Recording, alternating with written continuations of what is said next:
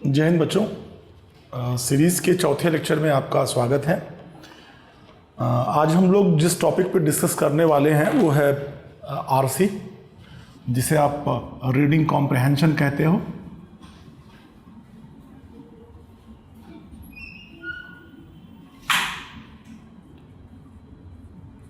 ठीक है, पैसेज आपको स्क्रीन पे दिखाई दे रही होगी, पूरी पैसेज आपको स्क्रीन पे दिख रही होगी। आज हम लोग डिस्कस कर रहे हैं रीडिंग कॉम्प्रिहेंशन को। बच्चों, जैसा आपको मालूम है कि +2 लेवल पे आप जब इंग्लिश का पेपर दिया करते थे तो आपको एक अनसीन पैसेज मिलती थी और उस पर 4 या 5 क्वेश्चंस होते थे और उन क्वेश्चंस का आंसर आपको देना होता था। गिवन टाइम में आपको आंसर देना होता था। तो +2 लेवल पे या 10th स्टैंडर्ड पे भी आपने अनसीन पैसेज के कॉन्सेप्ट को देखा हुआ है। ये बिल्कुल कुछ नया नहीं है आपके लिए। तो उसी को जो अनसीन पैसेज था, अब आपके लिए वो रीडिंग कॉम्प्रिहेंशन है।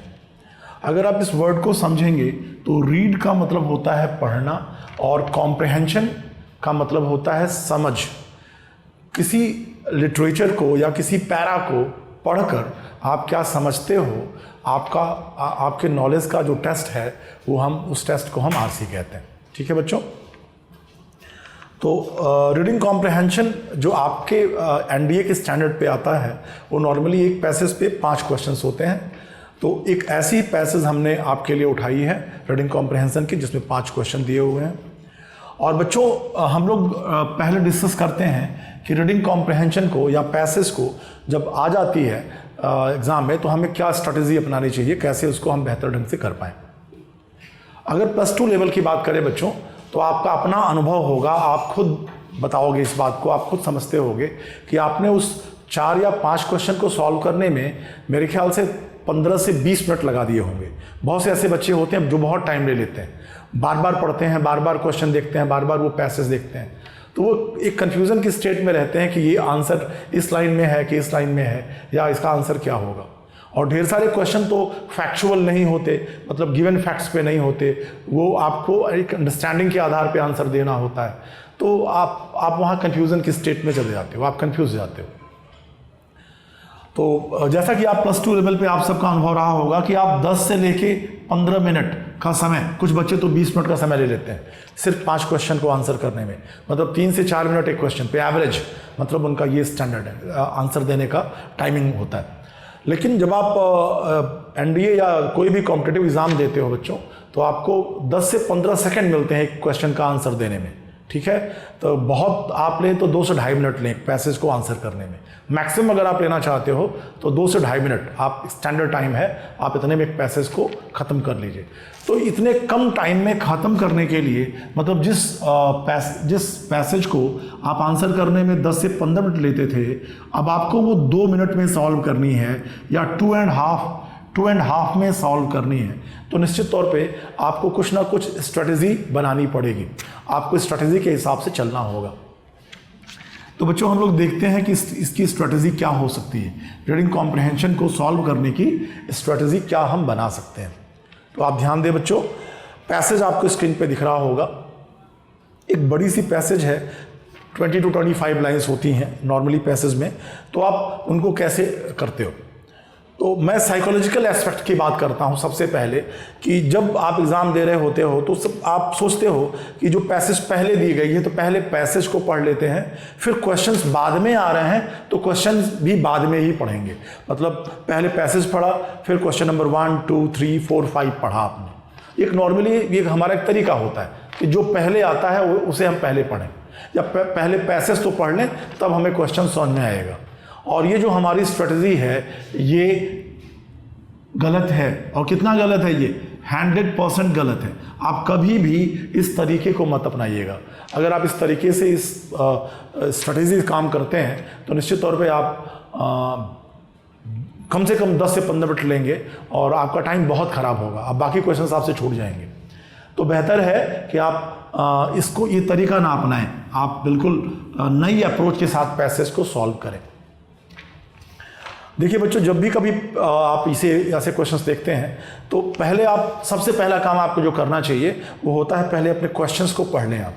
ठीक है, जैसे क्वेश्चन नंबर 1 है what has freedom undeniably offer to the citizens of India? Freedom ने भारत के लोगों को, सिटीजन्स ऑफ इंडिया मतलब भारत के नागरिकों को क्या ऑफर किया, क्या दिया? अगर हम क्वेश्चंस पहले पढ़े रहेंगे, क्वेश्चंस हमारे दिमाग में रहते हैं, तो पैसेज पढ़ते समय हमें हमारे क्वेश्चंस के आंसर पैसेज में दिखने लगते हैं। ठीक है, अगर हमने पहले सारे क्वेश्चन पढ़े हुए हैं तो क्वेश्चन कहीं ना कहीं हमारे दिमाग में घूम रहे होते हैं, और जैसे ही हम पैसेज पढ़ना स्टार्ट करते हैं तो एक पेन आप ले लीजिए या पेंसिल अपने हाथ में लीजिए और तब पैसेज पढ़ना शुरू करिए। और जब पैसेज पढ़ना आप शुरू करते हैं तो आपको अपने सारे क्वेश्चंस 1 to 5 जितने भी हैं, कितने भी हो सकते हैं, आपको अपनी पैसेज में वो दिखने शुरू होते हैं कि यहाँ पे इसका आंसर है, यहाँ पे इसका आंसर है, यहाँ पे इसका आंसर है। और जैसे ही मिले आप उसको पेन या पेंसिल से उसको मार्क कर दीजिए, उस पर गोला बना दीजिए आप, क्योंकि इससे आपका टाइम फर्दर बचेगा। ठीक है, जो 25 लाइन की पैसेज थी, अब वो पाँच क्वेश्चन है तो आप 5 से 6 गोले बनाओगे। आप 5 या 6 गोले बना देते हो या 5 लाइन से आप अंडा मार्क करते हो। ठीक है, तो ये करने से क्या होता है, आपकी 25 लाइन की पैसेज अब सिर्फ 5 लाइन में कन्वर्ट हो गई। ठीक है ना, 5 से 6 गोले या 5 से 6 लाइन्स जो आपने अंडा मार्क किया हुआ है उतने में कन्वर्ट हो गई। तो बताएं आपका टाइम बचेगा कि नहीं बचेगा? 25 लाइन की पैसेज आपने काट कर छोटी कर दी है, सिर्फ 5 लाइन की बना रखी है, जिन लाइन्स में आपके आंसर छिपे हुए। ठीक है, तो सबसे पहले क्या करना है बच्चों आपको? सबसे पहले आप अपने क्वेश्चंस को पढ़ते हो और मन लगाकर पढ़िए और सारे ऑप्शंस देखते जाइए। ठीक है, और मेमोरी ऑन एन एवरेज सबका एक जैसा ही होता है, तो कुछ ना कुछ तो याद रहता है ना, दिमाग में बैठा रहता है, तो आपके काम आने वाला है। ठीक है बच्चों, आइए तो हम लोग अपने क्वेश्चंस को देखते हैं। क्वेश्चंस है हमारे, पहला क्वेश्चन नंबर 1 है, आपको क्वेश्चन भी दिख रहा होगा, दिखें इधर। Question number 1, what has freedom undeniably offer to the citizens of India? Freedom ने सिटीजन्स ऑफ इंडिया मतलब भारत के लोगों को, भारत के नागरिकों को क्या ऑफर किया है, क्या दिया है? ऑप्शंस हैं आपके। ऑप्शन ए, न्यू रेस्पॉन्सिबिलिटीज, नई जिम्मेदारियां दी हैं। ऑप्शन बी, न्यू वैल्यूज, नए मूल्य दिए हैं, नैतिक मूल्य दिए हैं। ऑप्शन सी, न्यू अपॉर्चुनिटीज, नए अवसर दिए हैं। ऑप्शन डी, न्यू आउटलुक, एक नई समझ, एक अलग समझ दी है। ठीक है बच्चों, आपको ये 4 ऑप्शन आपके सामने हैं। ठीक है, आगे बढ़ते हैं। क्वेश्चन नंबर 1 आपके दिमाग में बैठ गया ना, दिमाग में उसको डालिए। फिर क्वेश्चन नंबर 2 पे आइए। One thing needs to be stressed more than anything else in this new setup. It is that people should. Question को आराम से समझिए आप लोग। One thing needs to be stressed. एक चीज जिस पर हमें बहुत स्ट्रेस करना है, हमें बहुत ध्यान देना है, more than anything else, किसी अन्य चीज की तुलना में, in this new setup, इस नए सेटअप में, इस नए एनवायरमेंट में, it is that people should, वो है कि लोगों को चाहिए। अब देखें ऑप्शन आप अपने देख लीजिए। ऑप्शन ए है आपका, work to their full capacity, लोग अपनी पूरी कैपेसिटी पे काम करें, मतलब लोगों के अंदर जितनी क्षमताएं हैं उन क्षमताओं के आधार पे काम करें। Option B, substitute old values with new ones, हमें पुरानी वैल्यूज के बदले में नई वैल्यूज को लाना चाहिए, सब्स्टिट्यूट करना चाहिए, उनके बदले में लाना चाहिए। Option C, discard narrowness of outlook, हमें जो हमारा आउटलुक है, हमारा जो परसेप्शन है, हमारी जो समझ है, उसको नैरोनेस, उसकी संकीर्णता को हमें डिस्कार्ड करना चाहिए, हमें हटाना चाहिए। अब हम चलते हैं ऑप्शन डी पर, डिसिप्लिन देमसेल्फ सुटेबली, अपने आप को वो डिसिप्लिन करें अच्छे तरीके से, लोग अपने आप को अच्छे तरीके से डिसिप्लिन करें। ठीक है ना, क्वेश्चन आपके दिमाग में है ना। One thing needs to be stress more than anything else, एक चीज जिस पर हमें किसी अन्य चीज की तुलना में ज्यादा ध्यान देना चाहिए, वो क्या है? आपके सारे ऑप्शन आपने पढ़ रखे हैं। अब आप क्वेश्चन नंबर 3 पे चलते हैं हम लोग। वर्क दैट्स ब्लैंक स्पेस दिया हुआ है, फिर है work should be the motto of our citizens. Question number 3 आपका है, work should be the motto of our citizens. Option दे रहा है प्रोडक्टिव, उत्पादात्मक। Option B, ingenious. Option C, resourceful. Option D, incessant. ठीक है, तो इंजीनियस का मतलब होता है प्रवीण। If you are skilled in any task, in any work, then you are ingenious. Resourceful का मतलब होता है full of resources, और डी जो ऑप्शन आपका है incessant, incessant का मीनिंग आता है कि आप लगातार कोई काम को करते हैं तो आप incessant कंट्रीब्यूशन देते हैं। ठीक है बॉयज, चलिए हम आगे बढ़ते हैं। क्वेश्चन नंबर 4 को देखते हैं। स्क्रीन पे आपको क्वेश्चन नंबर 4 दिख रहा होगा, तो प्यारे बच्चों आप क्वेश्चन नंबर 4 को देखिए जरा। क्वेश्चन नंबर 4 कह रहा है nothing else can give us joy except, nothing else can give us joy, हमें एक्सेप्ट इसके सिवा हमें और कुछ जॉय या आनंद या हैप्पीनेस नहीं दे सकता। क्या है वो? ऑप्शन ए आपका है वेल्थ, ऑप्शन बी है फ्रीडम, ऑप्शन सी है सर्विस, ऑप्शन डी है आइडलनेस। आइडलनेस का मतलब होता है आलस्य। ठीक है, तो आलस्य से किसी को प्रसन्नता मिलती है, परिश्रम करने से व्यक्ति अपने लक्ष्य को प्राप्त करता है, फिर उसे खुशी मिलती है, हैप्पीनेस या जॉय मिलता है। तो प्यारे बच्चों ये ऑप्शन तो आप पहले ही बाहर कर दोगे, जो डी ऑप्शन है आइडलनेस आपने बाहर कर दिया होगा। फिलहाल क्वेश्चन को अभी हमें पढ़ना है, अभी हमने पैसेज पढ़ा नहीं है, तो हम आंसर को टिक नहीं कर सकते, मार्क नहीं कर सकते बच्चों। आप आइए क्वेश्चन नंबर 5 पे देखिए। Anyone can free himself from the clutches of difficulties, कोई भी आदमी, एनीवन कैन फ्री हिमसेल्फ, कोई भी आदमी अपने आप को फ्री कर सकता है from the clutches of difficulties, परेशानियों की पकड़ से अपने आप को फ्री कर सकता है। इफ ही, यदि वह क्या करे? ऑप्शन ए है आपका डिस्कार्ड आइडलनेस, अगर वो आलस्य को अपने से दूर कर दे तो वो परेशानियों से मुक्ति पा सकता है, ये क्वेश्चन का कहना है। ऑप्शन ए आपका बोलता है। ऑप्शन बी पे जाइए, डिस्चार्ज हिज ऑब्लिगेशंस, अपने ऑब्लिगेशंस, अपने कर्तव्यों का निर्वहन करे, जो उसके कर्तव्य हैं उनको डिस्चार्ज करे, उनको करे। ऑप्शन सी पे जाएं आप, इलिमिनेट नैरो आउटलुक, उसको अपना जो नैरो आउटलुक है, अपना जो संकीर्ण सोच का दायरा है, उसे इलिमिनेट करना चाहिए, उसे खत्म करना चाहिए। ऑप्शन डी पे जाएं, फुलफिल हिज रिस्पॉन्सिबिलिटीज, वो अपनी जिम्मेदारियों को पूरा करे। फुलफिल का मतलब पूरा करना होता है, रिस्पॉन्सिबिलिटीज मतलब जिम्मेदारियों। तो बच्चों आपको सारे 5 क्वेश्चन मैंने पढ़े, आपने भी पढ़े होंगे स्क्रीन पे, और जब हम क्वेश्चंस पहले पढ़ लेते हैं तो क्वेश्चंस हमारे दिमाग में विद ऑप्शंस चल रहे होते हैं, वो दिमाग में चल रहे होते हैं, और तब हम पैसेज को पढ़ेंगे विद अ पेन और पेंसिल।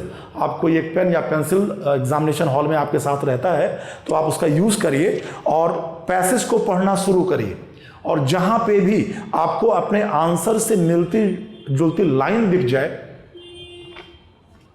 या आपको ऐसे कोई वर्ड्स आते हो जो सिमिलर लगते हो आपको, तो आप तुरंत उसे अंडरलाइन कर दें पेन या पेंसिल से, जिससे कि जो सेकंड रीडिंग आप अपनी पैसेज की करते हो विथ क्वेश्चंस, उस समय वो लाइंस आपकी हेल्प करते हैं आंसर को निकालने में। चलिए तो हम लोग अपनी पैसेज को पढ़ना स्टार्ट करते हैं।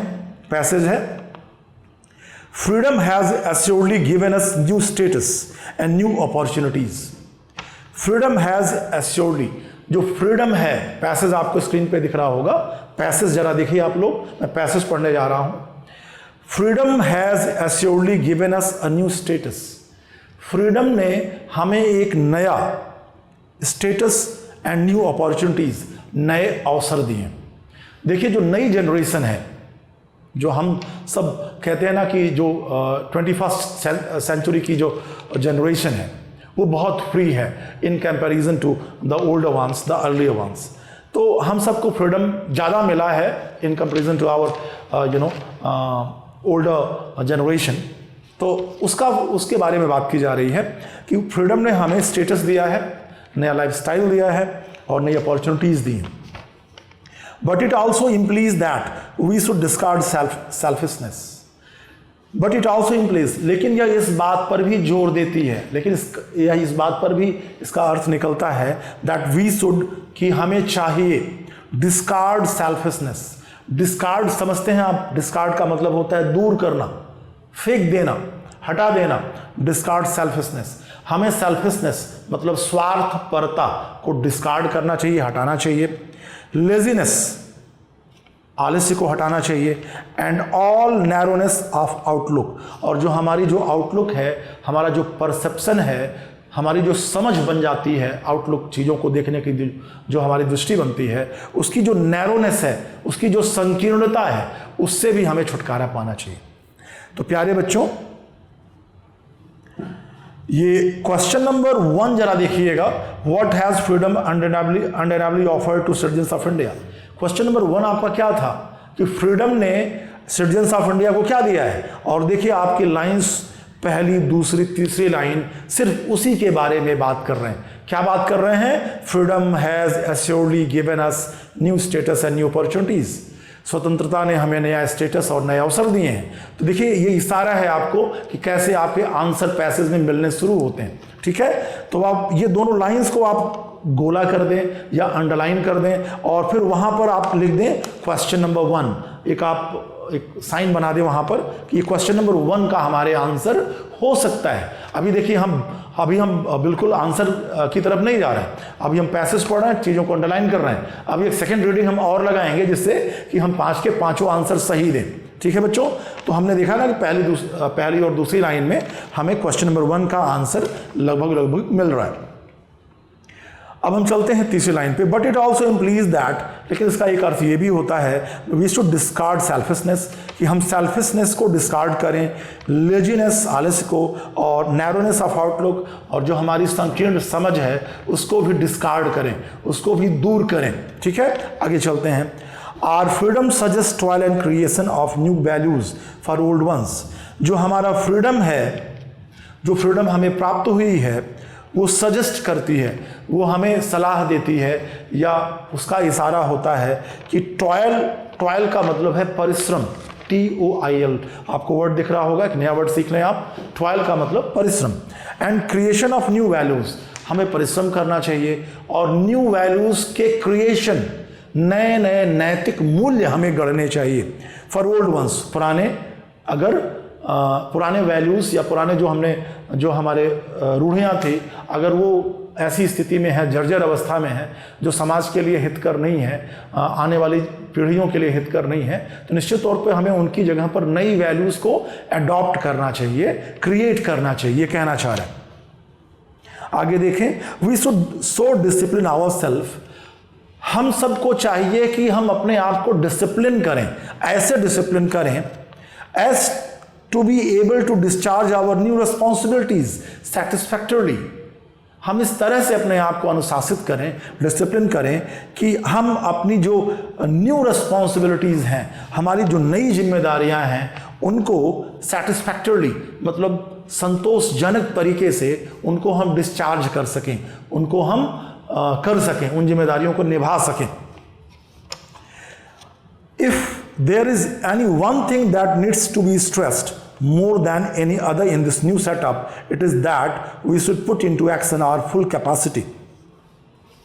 If there is any one thing, यदि कोई एक चीज that needs to be stressed, जिस पर हमें बहुत ध्यान देना चाहिए, more than anything else, किसी अन्य चीज की तुलना में, any other in the new setup, इस नए सेटअप में, it is that वो ये है कि we should put into action our full capacity, कि हमारी जो पूरी क्षमता है, जो हमारी पूरी कैपेसिटी है, उसका हम पूरा का पूरा यूज करें, उसका प्रयोग करें, उसका इस्तेमाल करें, उसको मिसयूज ना होने दें, उसको खराब ना होने दें। It is that, okay, sorry boys, we have to move on. जरा देखें आप, if there is any one thing that needs to be, अब जरा क्वेश्चन नंबर 2 को देखिए, आपने क्वेश्चन नंबर 2 को देखिए, one thing needs to be stress more than anything else, एक चीज जिस पर हमें किसी अन्य चीज की तुलना में ज्यादा ध्यान देना है। आपका क्वेश्चन था क्वेश्चन नंबर 2, और ध्यान दें इस लाइन में आपका आंसर है, if there is any one thing that needs to be stressed more than any other thing in the new setup. Question number 2 का आंसर आपका यहां मिल रहा है, आपको सिमिलर लाइंस मिल रही हैं, तो आप ऐसा करें, क्वेश्चन नंबर 2 का इशारा कर दें यहां पे, और लाइंस को आप मार्क कर दें। ठीक है, आगे बढ़ते हैं। Each one of us in his own sphere, हमें अपनी पूरी क्षमता के साथ अपने क्षेत्र में काम करना चाहिए। हाउ एवर हम्बल, चाहे जैसा भी कार्य हो, चाहे छोटा हो, वर्क अनसीजिंग वर्क, हम काम करें और अनसीजिंग वर्क करें। अनसीजिंग का मतलब बिना रुके हुए काम करें, ठीक है। हम जो काम अपने हाथ में लें तो जब तक उस काम को पूरा ना कर दें तब तक हमें विश्राम नहीं करना चाहिए, हमें लगातार निरंतर काम करते रहना चाहिए। देखें तो क्या ऐसी कोई लाइन है जहां पर ये आया हुआ है? प्यारे बच्चों जरा सा क्वेश्चन नंबर 3 आप देखें। Work should be the motto of our citizens. हमारे नागरिकों का, हमारे लोगों का एक work should be the motto, उनका जो मोटो होना चाहिए वो काम होना चाहिए। कैसा काम? वर्क के पहले ब्लैंक स्पेस छोड़ दी गई है और आपको वर्ड डालना है, और आपको 4 ऑप्शन दिए थे, प्रोडक्टिव, इंजीनियस, रिसोर्सफुल, इंसिस्टेंट, ठीक है। तो ये जो वर्क अनसीजिंग वर्क है, आप अनसीजिंग को अंडरलाइन कर दें, या इस पूरी अनसीजिंग वर्ड या उस पूरी लाइन को अंडरलाइन कर दें और वहां मार्क करें क्वेश्चन नंबर 3। क्या मार्क करेंगे आप? क्वेश्चन नंबर 3 मार्क कर दें और आपका क्वेश्चन नंबर 3 का आंसर आपको इन्हीं लाइंस में अभी मिलेगा, ठीक है। आगे बढ़ते हैं हम लोग।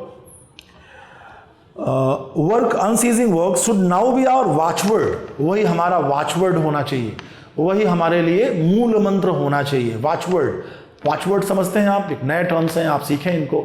हम वॉचवर्ड का मतलब कहते हैं एक ऐसा मूल मंत्र जिसको लेकर हम चलते हैं, अपने जीवन को हम चलते हैं, लेकर चलते हैं। आगे देखिए, work is wealth and service is happiness. Work is wealth, आपने चाणक्य नीति में पढ़ा होगा, या बहुत ढेर सारी ऐसी मोरल बुक्स होती हैं जो आपको सिखाती हैं कि परिश्रम से दरिद्रता जाती है। यदि कोई व्यक्ति गरीबी से गुजर रहा है तो उसे परिश्रम की सलाह दी जाती है कि अपने जो भी काम, छोटा या बड़ा काम जो भी वो करता है, जिसमें वो निपुण है, स्किलफुल है, उस काम को ढंग से करे, लगातार करे और परिश्रम से करे, तो निश्चित तौर पे उसकी गरीबी, उसकी परेशानी के दिन चले जाते हैं।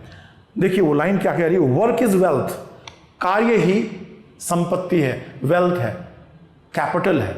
हम कार्य करते हैं, उसी से हम पैसे कमाते हैं या हम धन कमाते हैं, ढेर सारी वेल्थ क्रिएट कर देते हैं।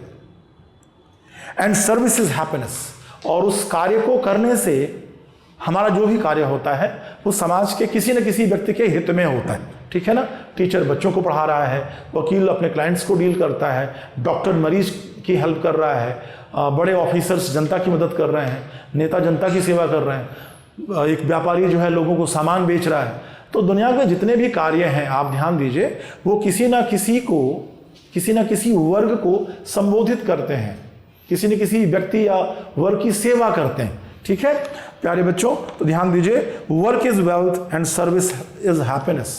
कार्य वेल्थ, अगर हम मेहनत करते हैं, अगर हम परिश्रम करते हैं तो उससे वेल्थ क्रिएट होती है, मतलब हम रुपए पैसे कमाते हैं, और अगर हम सर्विस करते हैं तो उससे हमें हैप्पीनेस प्राप्त होती है, प्रसन्नता मिलती है।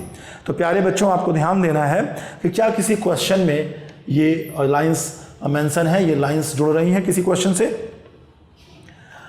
तो क्वेश्चन नंबर 4 पर आप आ जाइए और जरा ध्यान दीजिएगा। Nothing else can give us joy except, सिवाय इसके हमें कुछ और खुशियां नहीं दे सकता।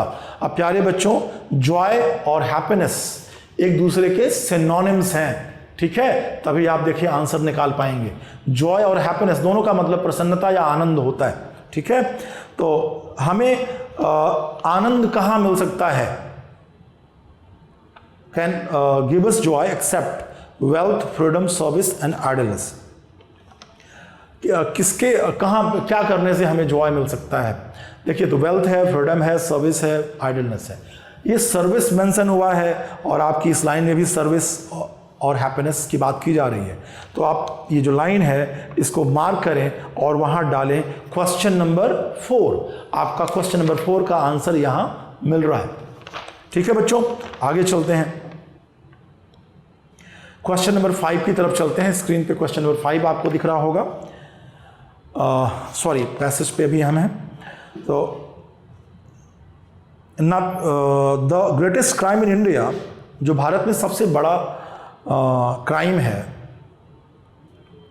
टुडे, आज, वो है आइडलनेस, दैट इज आइडलनेस, आलस्य है।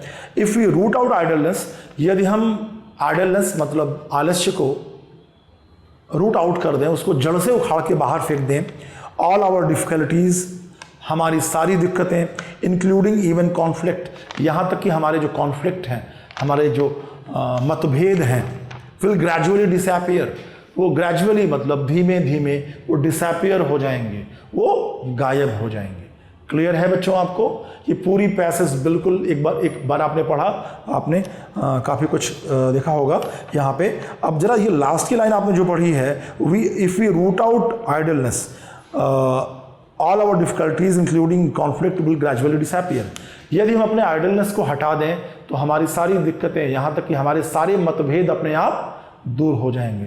तो प्यारे बच्चों, ये जो लाइन्स आपने बनाई यहाँ पर, जो सबसे नीचे की लाइन है, अंतिम 2 लाइन या 3 लाइन आपने देखें, क्वेश्चन नंबर 5 पर आप जाइए और जरा देखिए क्या वो आपका आंसर बन सकता है। तो क्वेश्चन नंबर 5 जरा देखिए, anyone can free himself from the clutches of difficulties. कोई भी आदमी अपने आप को परेशानियों की पकड़ से फ्री कर सकता है, दूर कर सकता है, इफ ही, यदि वह, और सारे ऑप्शन हैं, डिस्कार्ड आइडलनेस, अपनी आइडलनेस को डिस्कार्ड, दूर करे, ठीक है, डिस्चार्ज हिज ऑब्लिगेशन, अपने कर्तव्यों का निर्वहन करे, एलिमिनेट नैरो आउटलुक, यदि अपने नैरो आउटलुक को दूर करे, फुलफिल हिज रिस्पॉन्सिबिलिटीज, अपनी रिस्पॉन्सिबिलिटीज को पूरा करे। ठीक है बच्चों, तो ये जो नीचे की लाइन है, ये आपके 5 क्वेश्चन नंबर 5 का आंसर बन सकता है। ठीक है बच्चों, अब देखिए, अब हमने पैसेज को पढ़ लिया है और हमें डबल श्योर होना है। ये 5 क्वेश्चन हम 5 के 5 सही कर सकते हैं, और आप सबको मालूम है एनडीए में की जो मेरिट होती है वो 1 या 2 क्वेश्चंस से ऊपर नीचे हो सकती है। हम सिलेक्शन की रेस से बाहर हो सकते हैं या सिलेक्शन की रेस में अंदर आ सकते हैं, सिर्फ 1 या 2 क्वेश्चन से। ठीक है, तो ये हमें 5 के 5 सही करने हैं, 5 क्वेश्चन सही करने हैं। एग्ज़ाम में आपको 2 पैसेज आती है, कभी 3 आ जाती है, तो आपको 10 क्वेश्चन सही करने हैं बच्चों, और इसमें पूरे चांसेस हैं कि आपसे गलतियां 0 होनी हैं, आप पूरे कर सकते हो, थोड़ी सावधानी से किया जाए। तो अब हमने क्या किया, हमने क्या स्ट्रेटजी बनाई थी? हमने सबसे पहले क्या किया था, जो पहला स्टेप था, कभी पैसेज का क्वेश्चन हमें मिले, रीडिंग कॉम्प्रिहेंशन मिले, तो हमें सबसे पहला काम क्या करना चाहिए, हमें अपने क्वेश्चंस की रीडिंग लगानी चाहिए। पहले क्वेश्चंस को आप पढ़ लें, ठीक है। अब आप आ जाएं सेकंड स्टेप पे। अब आप पैसेज को, जो पैसेज गिवन है उसको बहुत तेजी से नहीं, स्लो स्पीड में आराम से समझते हुए पढ़िए, ठीक है ना। आप पैसेज को रीड करें। पहले आपने क्या किया, आपने क्वेश्चन को पढ़ा, फिर आपने पैसेज को पढ़ा, ठीक है ना, पैसेज को रीड किया। अब तीसरा स्टेप है, जो तीसरा अब आप लेने जा रहे हो, वो ये है कि आप अपने क्वेश्चंस को फिर पढ़ो। और किसके साथ पढ़ना है? Questions with passage lines. और कौन सी लाइन करनी है आपको? मार्क्ड वंस, उन लाइनों को ही अब पढ़िएगा। देखिए, जो तीसरा स्टेप आपका क्या होता है, वो क्वेश्चंस को फिर से पढ़ना, क्योंकि क्वेश्चंस पढ़ के आपको चारों ऑप्शन देखने होते हैं और किसी एक ऑप्शन के लिए श्योर होना होता है, किसी एक ऑप्शन को आप मार्क करते हो। तो आप फाइनल स्टेज पे हैं और आपको एक सीरियस वर्क करना है, आपसे गलती होगी तो आपके मार्क्स कट जाएंगे, ठीक है। तो आप क्वेश्चंस को फिर से देखें विथ ऑप्शंस, और जो आपने वो 5 लाइनें अंडरलाइन की थी या जो 5 गोले आपने बना रखे हैं, उन गोलों को फिर से देखिए, ठीक है। और कोई एक गोला आपको, उन गोलों पर आपने क्वेश्चन नंबर 1, 2, 3, 4, 5 मार्क किया हुआ है, तो आपकी नजर अपने आप उन लाइन से पड़ जाएगी, नंबर्स पे पड़ जाएगी। चलिए, question with passage lines marked ones, जिस पर आपने अंडरलाइन किया हुआ है, आप उस पे जाएंगे। ये 3 स्टेप स्ट्रेटेजी होती है, इसे हम क्या कहते हैं? 3 स्टेप स्ट्रेटेजी, ठीक है। अगर ये स्ट्रेटेजी अपनाते हो तो आप 100% सही करके आओ, ठीक है बच्चों। चलिए, तो अब हम लोग क्वेश्चंस पढ़ते हैं और हम अंडरलाइन पोर्शन के साथ जाएंगे। अब देखिए, क्वेश्चंस भी आपको दिखाई देंगे और क्वेश्चंस के तुरंत बाद आपको वो लाइन दिखाई देगी जो हमारा आंसर है, या आपको पैसेज स्क्रीन पे आपने मार्क कर लिया होगा, आपको दिख जाएगी, ठीक है बच्चों। चलिए, तो क्वेश्चन नंबर 1 है, what has freedom undeniably offered to the citizens of India. जो भारत के लोग हैं, सिटीजन्स ऑफ इंडिया हैं, उनको फ्रीडम ने क्या ऑफर किया, क्या दिया, क्या प्रदान किया। देखिए, तो क्वेश्चन नंबर 1 के लिए आपने पहली लाइन को मार्क किया था, बिल्कुल ऊपर आपने मार्क किया हुआ है। क्या दिया है? Freedom has assuredly given us new status and new opportunities. हमको नए अवसर दिए हैं और नया स्टेटस दिया है। अपने लाइन, अपने ऑप्शंस पे आप आइए। New responsibilities, new values, new opportunities, new outlook. जरा बताइए पहली और दूसरी लाइन में आपको क्या बताया जा रहा है? ठीक है, देखें तो आपको मिलेगा new opportunities. Freedom has given us new opportunities. So your answer must be question number 1 का आंसर बताएं बच्चों, क्या करना है? ये 3 स्टेप स्ट्रेटेजी क्लियर है ना आपको बच्चों? आपको हमेशा इसी स्ट्रेटेजी पे काम करना होता है। पहले क्वेश्चन पढ़ें, फिर पैसेज पढ़ें, फिर क्वेश्चन विथ पैसेज पढ़ें। ये 3 स्टेप स्ट्रेटेजी आपकी होती है और आप इसको ऐसे ही सॉल्व करते हो। तो प्यारे बच्चों, अब हम चलते हैं क्वेश्चंस के साथ पैसेज पे और आंसर्स बनाते जाते हैं। क्वेश्चन नंबर 1 आपको स्क्रीन पर भी दिख रहा होगा, पैसेज का भी एक पोर्शन आपको दिख जाएगा, ध्यान दें। तो question number 1, what has freedom undeniably offered us to the citizens of India? तो आपने कहा option C is the right answer और वो है न्यू अपॉर्चुनिटीज। देखिए बच्चों, जब आप पैसेज को आंसर कर रहे होते हैं तो आप आंसर्स को अपने से नहीं बना सकते। जो पैसेज में जो फैक्ट्स दिए होते हैं उनके अकॉर्डिंग आपको चलना पड़ता है, ठीक है? अगर फैक्चुअल क्वेश्चन है तो। यदि अंडरस्टैंडिंग बेस्ड क्वेश्चन है, आपको पूरी पैसेज को समझकर आंसर करना है, किसी फैक्ट पर आप आंसर नहीं करना है, तब आप फ्रीडम लेते हो पैसेज को समझने की। फिलहाल आपको फैक्ट्स को आंसर करना है। आपसे पूछा कि फ्रीडम ने भारत के लोगों को क्या दिया, तो पैसेज में आपको मिला कि फ्रीडम ने भारत के लोगों को न्यू अपॉर्चुनिटीज, नए अवसर दिए हैं। जरा देखिए क्वेश्चन नंबर 1 में ऑप्शन सी है न्यू अपॉर्चुनिटीज, तो आपका आंसर क्या है? सी। ठीक है बच्चों, अब हम चलते हैं क्वेश्चन नंबर 2 पर। आप लोग देखिए question number 2। One thing needs to be stressed more than anything else. किसी अन्य चीज की तुलना में एक चीज जिस पर हमें बहुत ध्यान देना है इस नए सेटअप में, it is that people should, कि वो ये है कि लोगों को चाहिए। पीपल शुड का मतलब चाहिए। अब आप ध्यान दीजिए, पैसेज पे जाइए।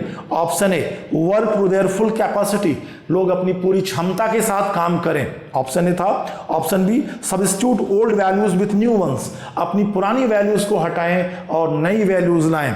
Option C, discard narrowness of outlook, वो जो उनका नैरोनेस है आउटलुक का, जो उनकी संकीर्णता है, मानसिक सोच की संकीर्णता है, उसको डिस्कार्ड करें। डिसिप्लिन देमसेल्फ सुटेबली, अपने आप को अनुशासित करें। देखिए चारों ऑप्शन हैं, लेकिन आपको ने पैसेज के अकॉर्डिंग आंसर करना है। जरा ध्यान दीजिए, कहीं कुछ आपके आंसर के अकॉर्डिंग है तो जरा ध्यान दीजिए।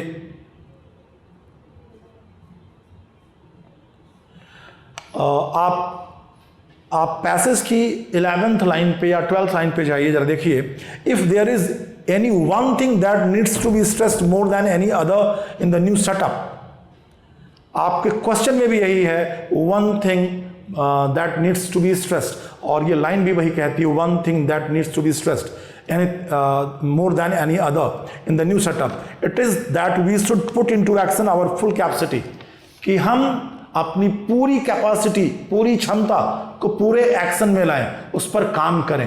हम अपनी क्षमता के अनुसार, पूरी क्षमता के अनुसार काम करें। तो प्यारे बच्चों, अब आपको तो क्वेश्चन का आंसर मिल गया होगा। आप क्वेश्चन नंबर 2 के ऑप्शन पे जाएं, तो क्वेश्चन नंबर 2 का ऑप्शन ए देखें आप। Option A, work to their full capacity, लोग अपनी पूरी क्षमता के अनुसार कार्य करें। आपका आंसर है option A is the answer boys. So question number 2 भी आपका बन चुका है बच्चों, उसका आंसर है ए। अब हम चलते हैं क्वेश्चन नंबर 3 पे। क्वेश्चन नंबर 3 पे चलते हैं। Blank dash, work should be the motto of our citizens, हमारे जो सिटीजन्स हैं उनका मोटो होना चाहिए वर्क। कैसा काम होना चाहिए? तो प्रोडक्टिव होना चाहिए, इंजीनियस, रिसोर्सफुल, इंसेसेंट। और क्वेश्चन नंबर 3 के लिए मैंने आपको बोला था कि आपको थोड़ा सा ध्यान देना होगा बच्चों। आपको 17वीं लाइन आप देखें, पैसेज की 17वीं line, 17th one, work, unceasing work should be now be our watchword. वॉचवर्ड और मोटो सिनोनिम्स हैं बच्चों, वॉचवर्ड और मोटो सिनोनिम्स हैं, ठीक है। और अगर थोड़ा सा आपका वर्ड पावर ठीक है तो आप समझ जाएंगे कि जो ये वर्ड दिया हुआ है अनसीजिंग वर्क, वो किसका सिनोनिम है। तो आपके क्वेश्चन नंबर 3 का जो चौथा ऑप्शन है इंसेसेंट। इंसेसेंट का मतलब होता है अनसीजिंग, सिनोनिम एक दूसरे के, मतलब निरंतर, कोई कार्य जो निरंतर चलता रहता है। तो incessant work should be the motto of our citizens. हमारे लोगों का जो मोटो या वॉचवर्ड होना चाहिए वो होना चाहिए इंसेसेंट वर्क, मतलब लगातार अपने लक्ष्य के प्रति परिश्रम, ठीक है। तो प्यारे बच्चों, आपका आंसर आपको मिल गया होगा।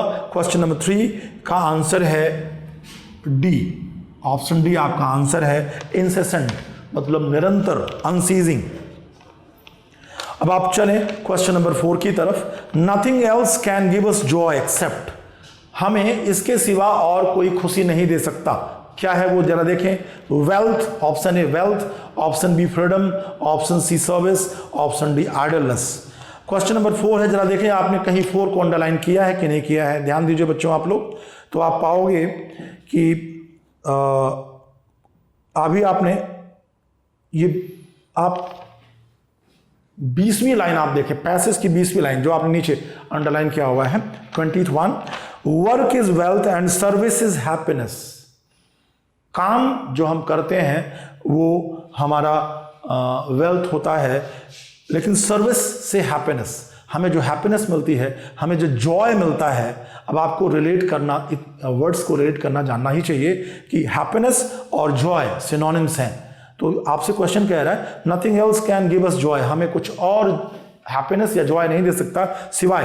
तो हैप्पीनेस कहाँ से मिली? पैसेज में कह रहा है सर्विस इज हैप्पीनेस, सेवा से ही प्रसन्नता मिलती है। तो बच्चों बताएं आपका कौन सा ऑप्शन आंसर है। तो क्वेश्चन नंबर 4 में ऑप्शन सी आपका आंसर है। क्वेश्चन नंबर 4 आपको करना है, क्वेश्चन नंबर 4, और आंसर आपका क्या है बच्चों? वो है सी, सर्विस। सर्विस, सेवा से हमें खुशी मिलती है, प्रसन्नता मिलती है। अब चलें हम लोग चलते हैं क्वेश्चन नंबर 5 पे। अगला हमारा जो क्वेश्चन है वो है क्वेश्चन नंबर 5। देखें आप लोग और ध्यान से देखिए, क्वेश्चन आपको स्क्रीन पर दिख रहा होगा। Anyone can free himself from the clutches of difficulties, कोई भी व्यक्ति अपने आप को परेशानियों से मुक्त कर सकता है इफ ही, यदि वह, ऑप्शन ए डिस्कार्ड आइडलनेस, यदि वो आइडलनेस को डिस्कार्ड करे, दूर करे, आलस्य को दूर करे। Option B discharge his obligations, यदि अपनी जिम्मेदारियों का निर्वहन करे। Option C eliminate narrow outlook, यदि अपने आउटलुक को, नैरो आउटलुक को खत्म करे, एलिमिनेट करे। फुलफिल हिज रिस्पॉन्सिबिलिटीज, अपनी रिस्पॉन्सिबिलिटीज को पूरा करे। ये 4 ऑप्शन आपको मिले बच्चों। अब आपको ध्यान देना है कि आंसर आपका कौन है। तो बच्चों आपको जो पैसेज पढ़ रहे थे, तो जो सबसे नीचे की लाइन है, सबसे लास्ट वन, आपने उसे अंडरलाइन किया था। वो लाइन क्या थी? If we root out idleness all our difficulties including the conflicts will gradually disappear. यदि हम आइडलनेस को रूट आउट कर दें, इलिमिनेट कर दें, तो हमारी सारी डिफिकल्टीज दूर हो जाएंगी और हमारी लाइफ में जो भी कॉन्फ्लिक्ट्स हैं, मतभेद हैं, परेशानियां हैं, द्वंद्व हैं, वो दूर हो जाएंगे। आप देखें ये कौन से ऑप्शन में इसकी बात की गई है। तो आप क्वेश्चन नंबर 5 का ऑप्शन ए देखिए, डिस्कार्ड आइडलनेस। हमें अपने आइडलनेस मतलब आलस्य को डिस्कार्ड करना चाहिए। देखिए बच्चों, अगर आप ऑप्शन की बात करें तो डिस्चार्ज हिज ऑब्लिगेशन, यदि व्यक्ति अपनी जिम्मेदारियों का निर्वहन करे, तो आपको ऐसा लगेगा कि ये भी आंसर बन सकता है।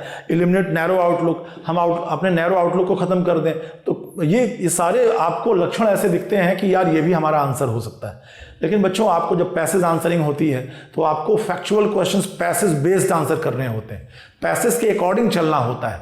आप अपनी फ्रीडम नहीं ले सकते, ठीक है। दूसरा, आप उस ऑप्शन के साथ जाते हो जो सारे ऑप्शंस के ऊपर हो।